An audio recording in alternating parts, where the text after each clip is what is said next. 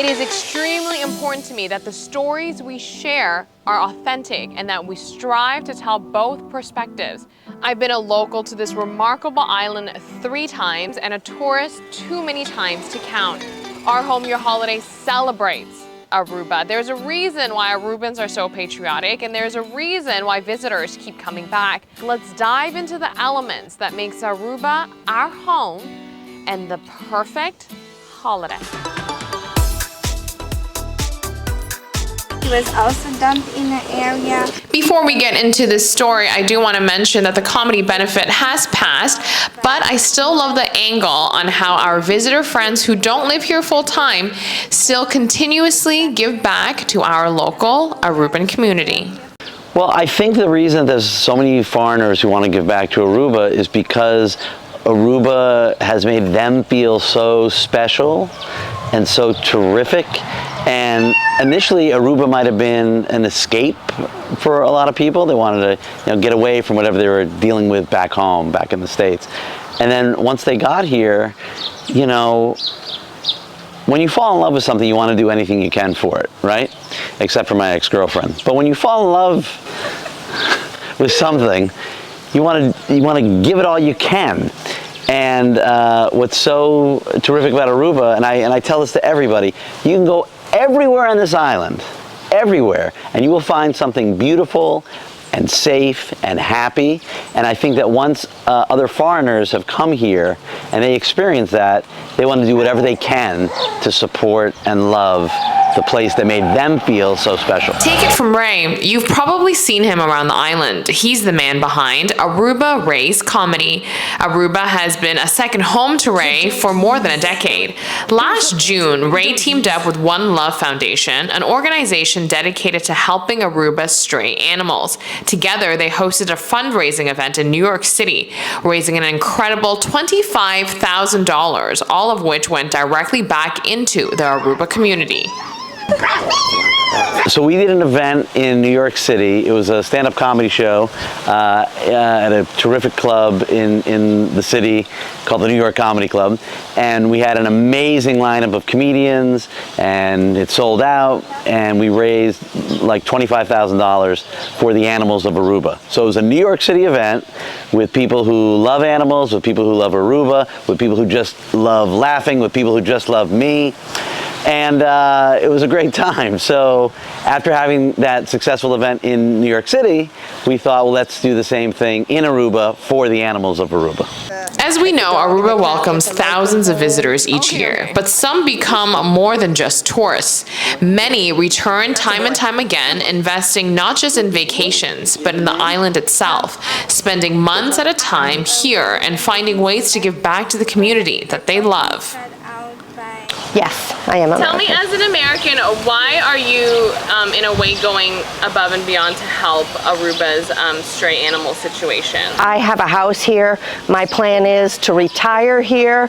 And I think wherever you are, one, it's important to give back to the community.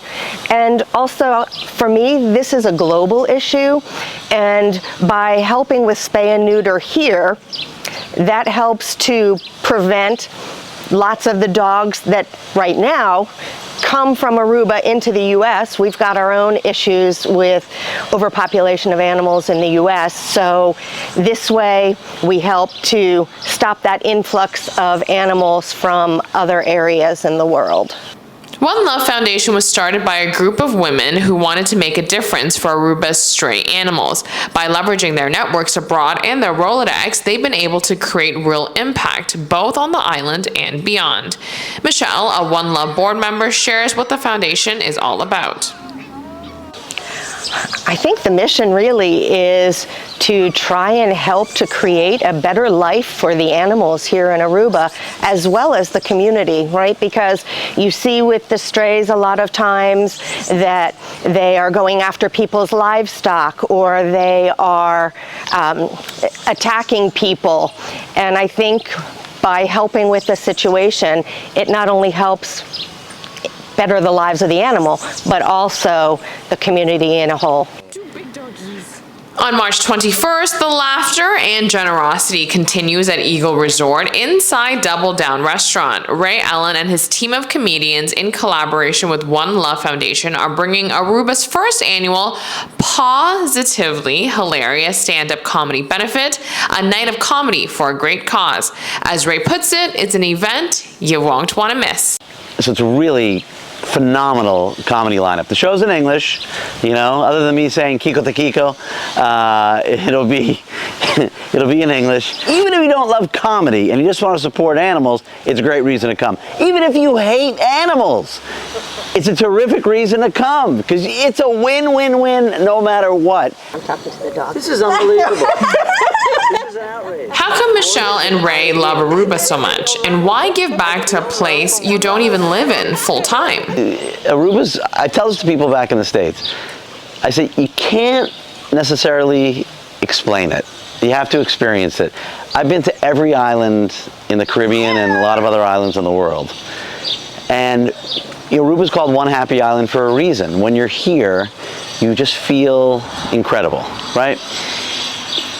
It's all of it. It's the scenery, it's the water, it's the people. It's just a good feeling. Aruba is a feeling. Casinos are full of energy, excitement, and let's be honest, Aruba has quite a few of them to offer. But there are a few myths about casinos, so let's separate fact from fiction and clear up some common misconceptions. Myth: loyalty reward programs like signing up for a player's card are only worth it if you're a local. Reality: that's not true. Many casinos offer rewards that kick in instantly, like free play, dining credits, and even discounts on hotel stays.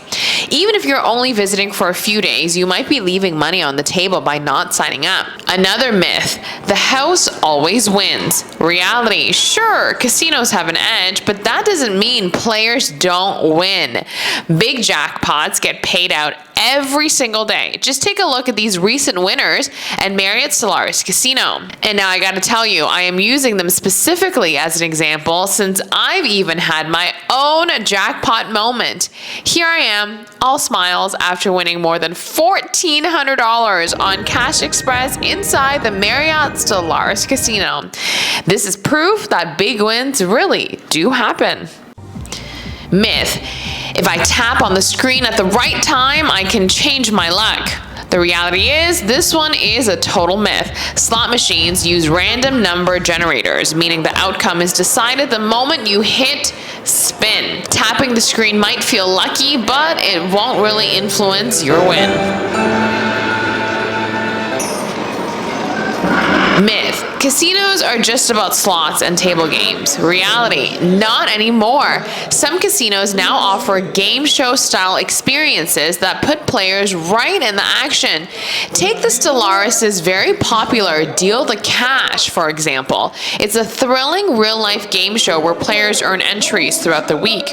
If their ticket gets drawn, they get to spin wheels, make big decisions, and walk away with thousands in winnings. It's high energy, interactive, and unlike anything else on the casino floor. This one particularly is very popular with the locals as well as tourists. We are starting with $500 in cash.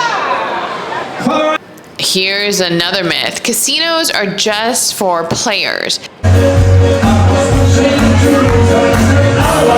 Reality: that is far from it. Many casinos are entertainment destinations offering live music, craft cocktails, and lively atmospheres.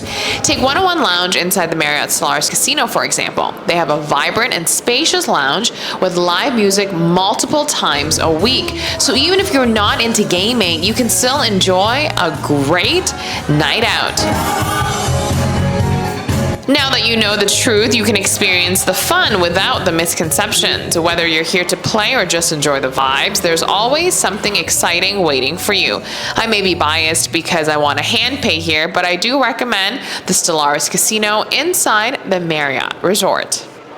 Slowly. Come along with my daughter and I as we explore something truly incredible and educational: the world's largest floating book fair. This one-of-a-kind experience is aboard a ship called Logos Hope, and for just 2 florins per person, you can step aboard and dive into a sea of books. Thank you. Children under 12 are free of charge to enter. Even before we set foot on the ship, the journey through the port was an adventure in and of itself. My daughter and I could hardly wait to get on board. Once inside, you're immediately surrounded by endless shelves filled with books of all kinds: children's stories, captivating novels, must-have cookbooks, and so much more. Something unique caught my eye. The books are priced in units rather than local currency. To find out how much something costs, you simply check these posted charts. Everything we found was surprisingly affordable. At Logos Hope, they keep prices low to make books accessible to everyone. So one of our goals, we want to give books to people at an affordable price so that everyone can have access to them. We get books from the US and the UK at a cheap price, and then we send them in containers to the ship. Rashid, a shift leader at the book fair, shares more about this remarkable floating collection. In our book fair, we have more than, I think right now the number is around more than 5,200 different titles of books, and I think it's a very large variety of books that we have over here.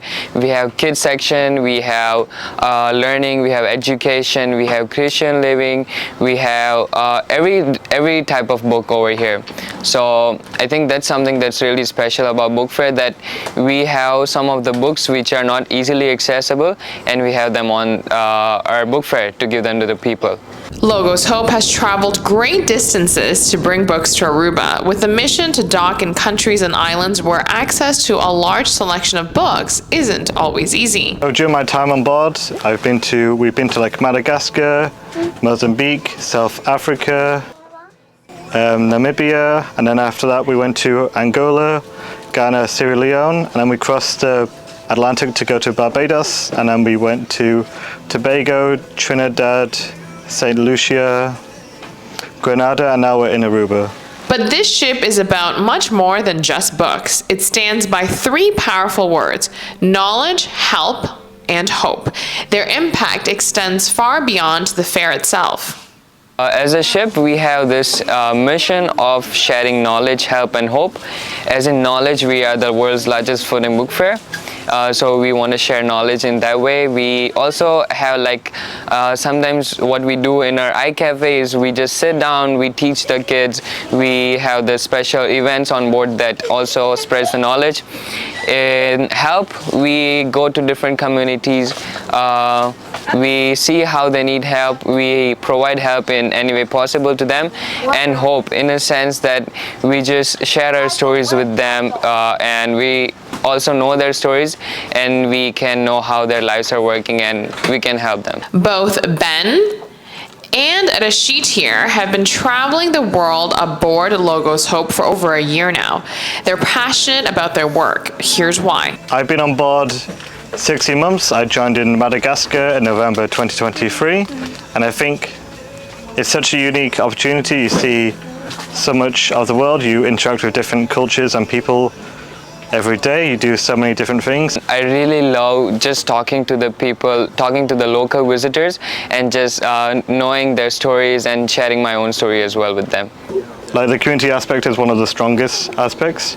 You're meeting people from all over around the world, from countries that you never think you'd meet people from, countries like Georgia, Madagascar, South Korea, Vietnam. You meet all these people, and it just grows your understanding of the world. And it's you're always learning about people, you're always learning about the world, and just a wider, I think a wider mindset. Logos Hope is open to the public, and everyone is invited to visit. But don't wait too long. The ship sets sail from Aruba on April 6th. Don't miss your chance to experience it. Locals should come here, children, if they want good books. We have loads of stuff for children here, and even for adults you have lots of informational books if you're interested in just learning more. And then I think cruise ship passengers, if they're interested, they should come as well. I think everyone should come, really. There's like something for everyone here. The ship is not limited for anyone. Everyone who wants to come, they can come. If there's a school that wants to come, we have a system of booking the school, and they can come and visit our ship, our home as a school. And yeah, there's no limitation.